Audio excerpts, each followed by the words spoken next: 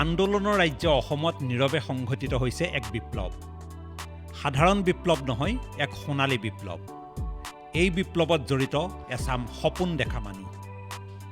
বিপ্লৱৰ দৰ্শন অৰ্থনীতি। ২০-২৫ বছৰে এমুঠি লোকৰ জৰিয়তে চলিছে এই বিপ্লৱ। দেখাত কথাটো তেনেই সাধাৰণ। কোনোবাই জেওৰা দিছে, কোনোবাই খান্দিছে গাঁত, কোনোবাই পুলি কঢ়িয়াই নিছে সেই গাঁতত পতাৰ উদ্দেশ্যে। এই দৃশ্যত ঢকুৱাখনাৰ আৰু সাধাৰণ যেন লগা এইসকল লোকৰ মন, কাম আৰু ধ্যান অসাধাৰণ। তেওঁলোকে আৰম্ভ কৰিছে সোণালী বিপ্লৱৰ সূচনা। বিগত ২০-২৫ বছৰে পৰ্যায়ক্ৰমে এচাম লোকে কৰি অহা এনে কামেই ক্ৰমাৎ ঢকুৱাখনাক কৰি তুলিছে মুগাৰ প্ৰাণকেন্দ্ৰ। প্ৰাচ্যৰ মানচেষ্টাৰ স্বৰূপ শুৱালকুছিও ঢকুৱাখনা নিৰ্ভৰ আছিল সৌ সিদিনা পৰ্যন্ত। কিন্তু এতিয়া অসমৰ মুগা শিল্প আৰু মুগা খেতিৰ অভিকেন্দ্ৰ ঢকুৱাখনা। আগত এনেকুৱা আছিলে, লাড্ডু দিলোঁ আমি 10 টকা পাইছিলোঁ। এতিয়া সেই 10 টকীয়া লাড্ডুৱে গৈ আমি 100 টকা পোৱাত সহায় হৈছে। জাতিটোক বিশ্ব দৰবাৰলৈ লৈ যোৱা এটা বস্তু আছে, সেইটোৱে হ'ল আমাৰ মুগা কাপোৰযোৰ।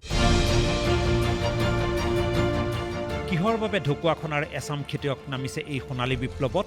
মুগা খেতিটো আমাৰ এনেকুৱা বস্তু, খুব কম মূলধন লগালে বহুত পইচা, যদি বতৰে বা প্ৰকৃতিয়ে যদি ভালকৈ ৰাখে তেতিয়া খুব বহুত পইচা পোৱা এটা খেতি।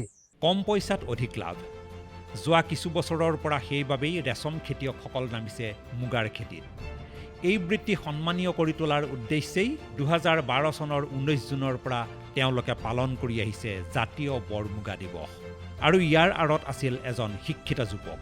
২০ বছৰমান হৈছে এইটো কামৰ লগত জড়িত হোৱা। বজাৰটো মোৰ গুৱাহাটীত যায়, গুৱাহাটীতো গৈছে, দিল্লীতো মই দিছোঁ অলপ কাপোৰ। এইবাৰ মাহজোৰা কাৰ্যসূচী হাতত লৈছে এইসকল কৃষকে। ঢকুৱাখনাৰ এইসকল ৰেচম পালকে ২০০ বিঘা এলেকাৰ মুগাসচ উন্নয়ন প্ৰকল্পৰ চৌহদত খালী হৈ থকা ১০ বিঘা মাটিত আৰম্ভ কৰিছে চোম আৰু শোৱালো গছ ৰোপণ। সপোন এটাই, অধিক ঠন ধৰি উঠক সোণালী বিপ্লৱ। নিউজ ডেস্ক, দেশ টুডে।